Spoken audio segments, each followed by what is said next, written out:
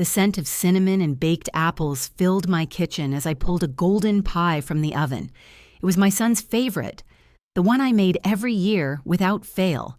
But before I could set it on the counter, my phone chimed with a new notification.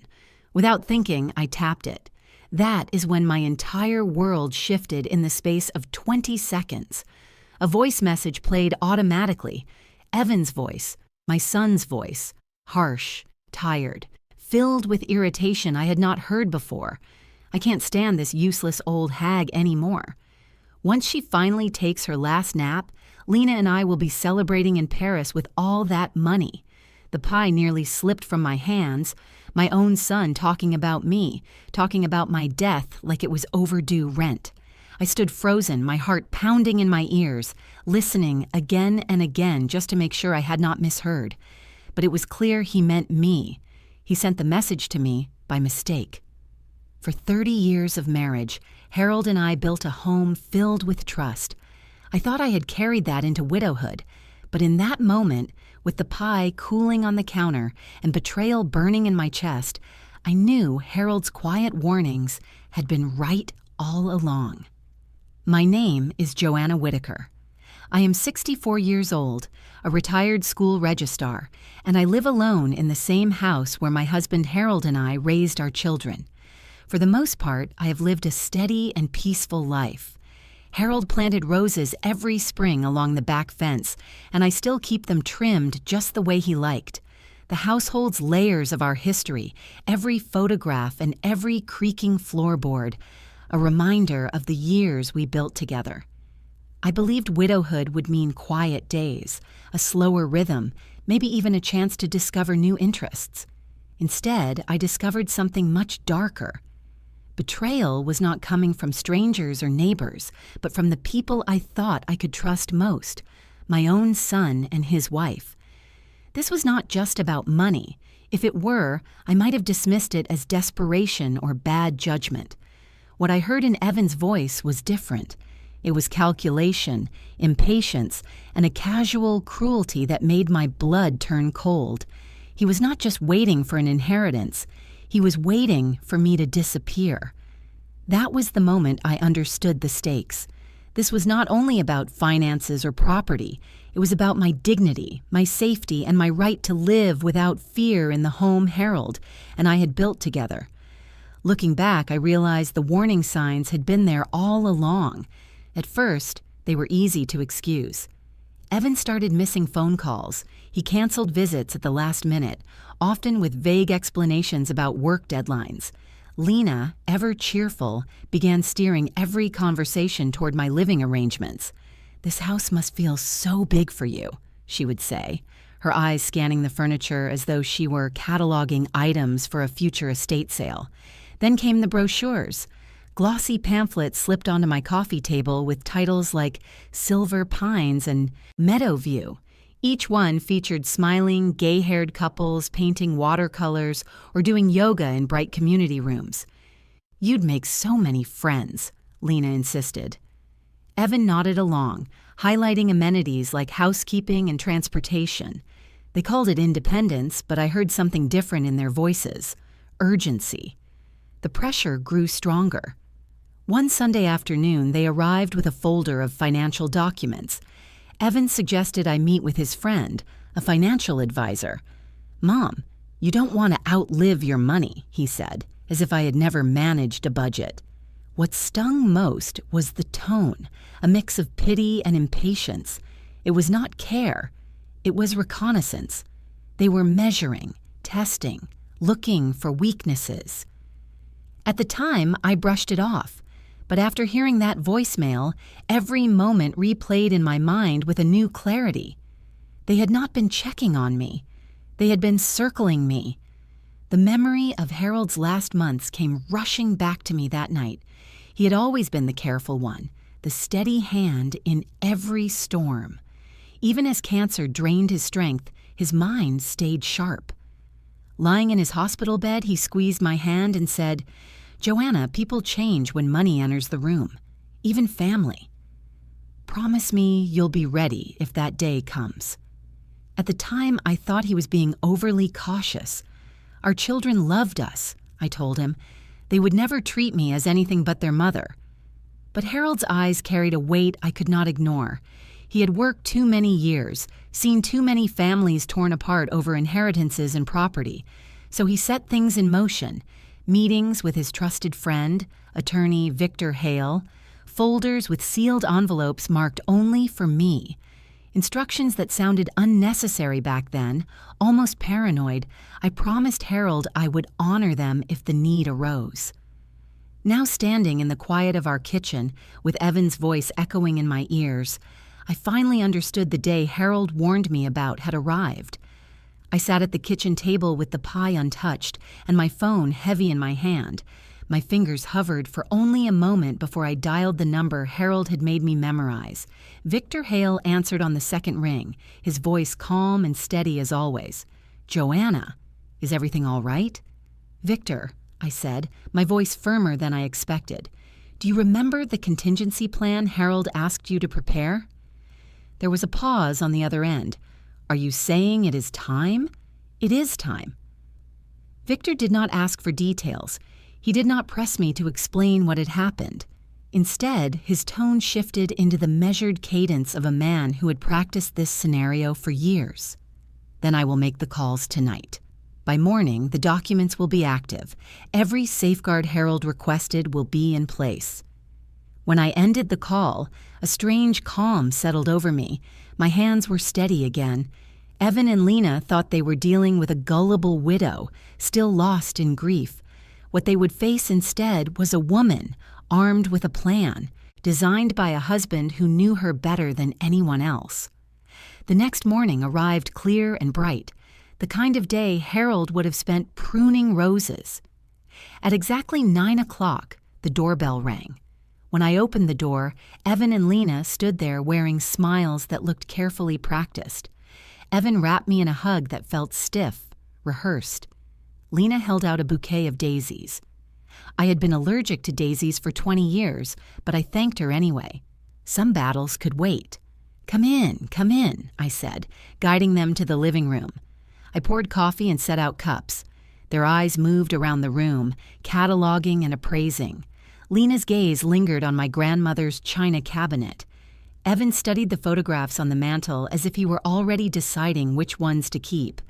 After a few minutes of small talk, Evan leaned forward. "Mom, Lena, and I have been thinking about your situation here." "My situation?" He exchanged a look with her before continuing. "This house is too much for one person.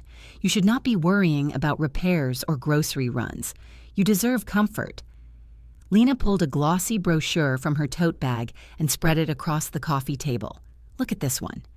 Millbrook Estates. It has restaurants, a golf course, even transportation. You would never have to lift a finger."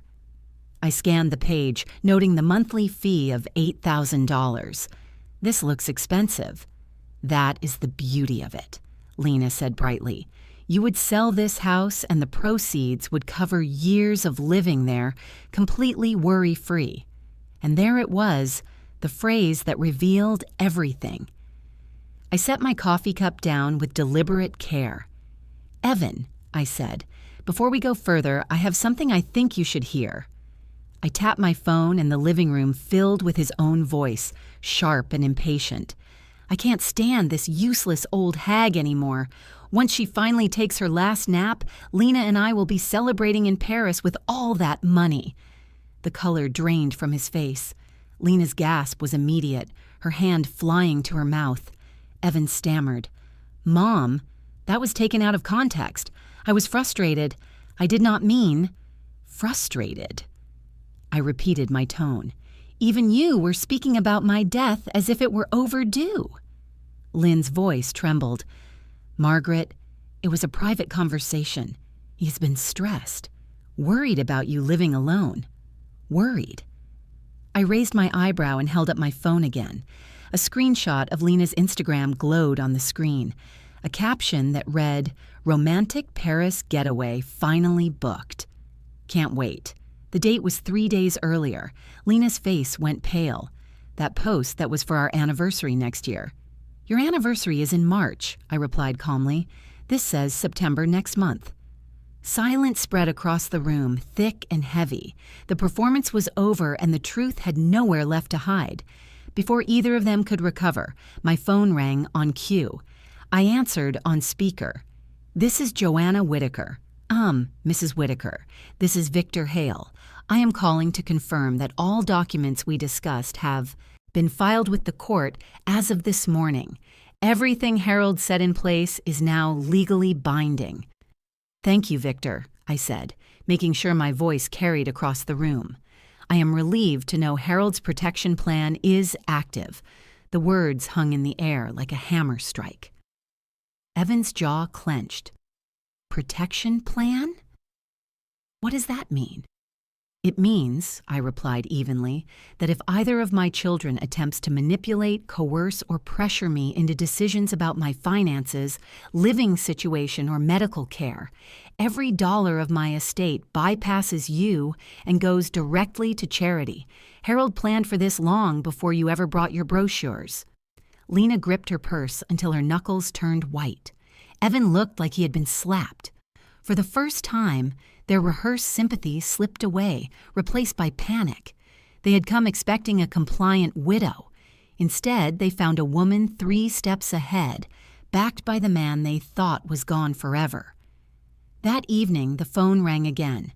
This time, it was my daughter, Molly. Her voice carried a softness that might have fooled me once. "Hi, Mom, how are you holding up?" "I am fine, Molly," I answered carefully. "Actually, your brother came over this morning." "Oh," she said a little too quickly. "He didn't mention that when we talked yesterday. So, they were comparing notes." I took a breath. "Tell me something, Molly. Have you and Evan been discussing my living situation?" There was a pause. Then her tone grew measured. "We are just worried about you, Mom. Being alone in that big house, managing everything by yourself. It is a lot." There it was again, the script. The same words Evan had used now in Molly's voice. "I see," I said slowly, "and I suppose you have some ideas about what I should do." "Well," she hesitated, "there are communities where you would have support and still keep your independence." Independence? They used that word like a promise. But I heard the truth behind it. What they really wanted was control. The following morning, I walked up the worn staircase to Victor Hale's law office. Sunlight streamed through tall windows, but the air inside felt heavy. Victor greeted me with a hug, then guided me into his private office. On his desk sat a thick folder marked Whitaker Family Trust Confidential. "Joanna," he said gently, "Harold asked me to hold certain information until the day I believed you needed it. After yesterday, I think that day has come." He opened the folder. Inside were photographs, credit card statements, and mortgage documents. Harold hired a private investigator during his last months. He was worried about Evan's spending and Molly's sense of entitlement. These records confirm his instincts. Evan and Lena are drowning in debt over $200,000. They have refinanced their home twice and borrowed against his retirement. Molly and Ryan are not much better. They are carrying $150,000 in loans, trying to maintain a lifestyle beyond their means. I stared at the numbers, my stomach. Tightening, Victor placed another document in front of me. My breath caught. A life insurance policy recently filed, $2 million. Beneficiary Evan Whitaker, a clause doubling the payout in case of accidental death. The room tilted. He took out a policy on me. Victor's expression was grim. Molly was present when he applied. Harold suspected this might happen. That is why he left you more than protection.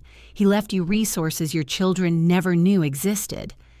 2 days later, I agreed to meet everyone at Victor's office. The conference room smelled faintly of polished wood and old books. Evan and Lena sat on one side of the long table, Molly and Ryan on the other. Their eyes darted between Victor and me, searching for clues. Victor opened the first folder and slid it across the table. "Evan, would you care to explain why you took out a $2 million life insurance policy on your mother?" The silence was sharp. Lena's face drained of color. Molly's jaw dropped. Evan stammered, it's not what it looks like. It looks like you were betting on my death, I said calmly, and with the accidental death clause, it looks like you were planning to hurry it along. Molly's eyes flickered. You knew about this? I asked. She said nothing, but her silence was its own answer. Victor placed another folder on the table. Inside were account summaries Harold had built in secret.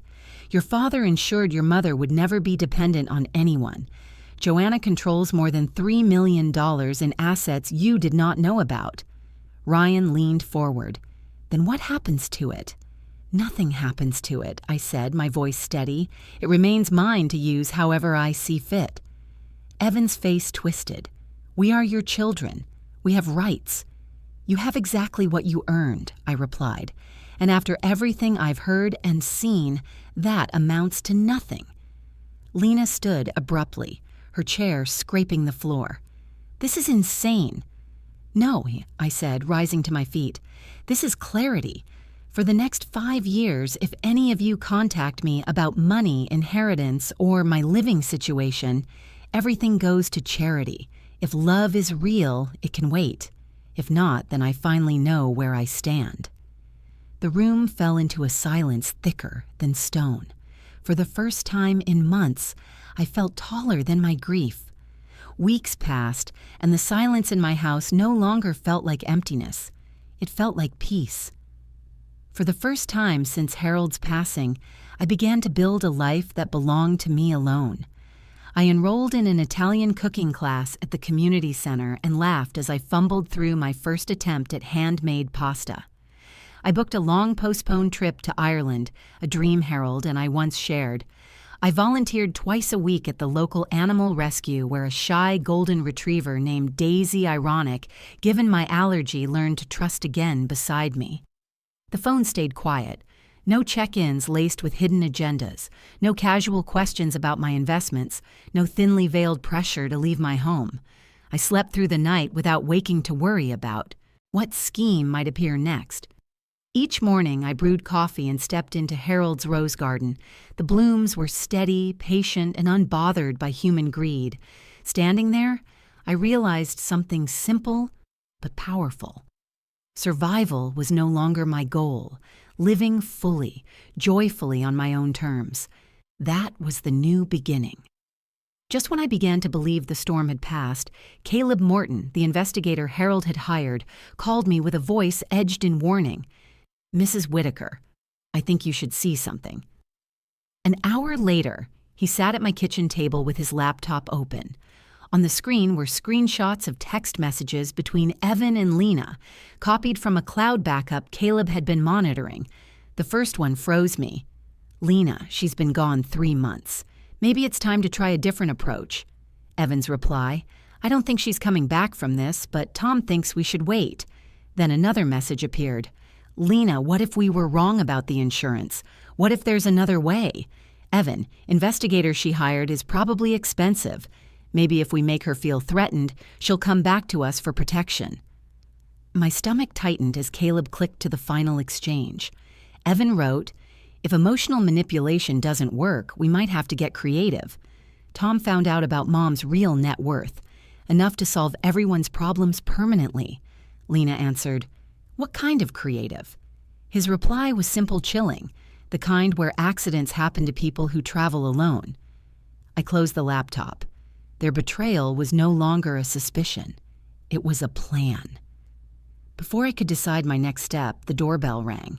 Through the window, I saw Molly and Ryan standing on my porch, smiling too brightly. Caleb's hand moved immediately to his phone. They're here, I whispered.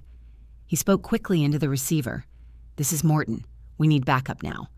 I opened the door just enough to meet their eyes. Mom, Molly said sweetly. We were in the neighborhood and thought we'd stop by.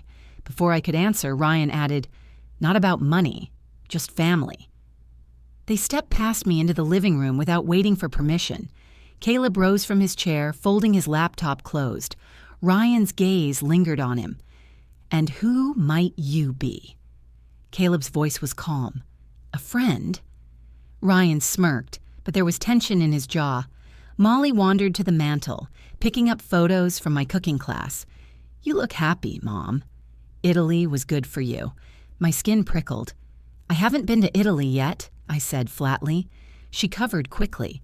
"Oh, I meant the cooking class." The mask slipped further when Ryan's tone hardened. "You've been traveling alone. That can be dangerous." His words were not concern. They were warning. Before I could respond, the faint sound of sirens grew louder. Red and blue lights flashed against the window panes. Caleb exhaled slowly, relief crossing his face. "Actually," he said, "Miss Whitaker isn't telling you anything. She's pressing charges." Ryan's smirk collapsed as unformed. Officers stepped into the doorway. The officers took control quickly, gathering Ryan and Molly's protests into evidence along with Caleb's file. Within minutes, the house that had once echoed with whispered schemes felt safe again. I stood by Harold's roses as they led my children and their spouses away, my heart heavy yet strangely light. Weeks passed. Legal proceedings moved forward, but I chose not to follow every detail.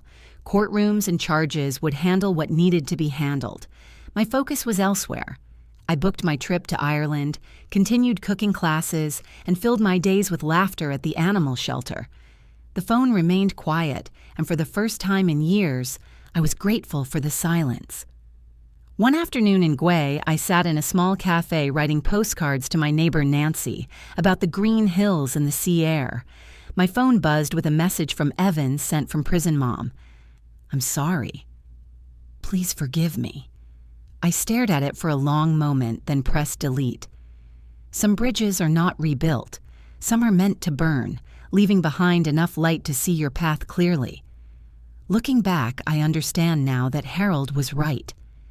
People change when money enters the room. The same faces that once smiled with love can harden into masks of calculation. What saved me was not suspicion, but preparation and the courage to act when the truth revealed itself.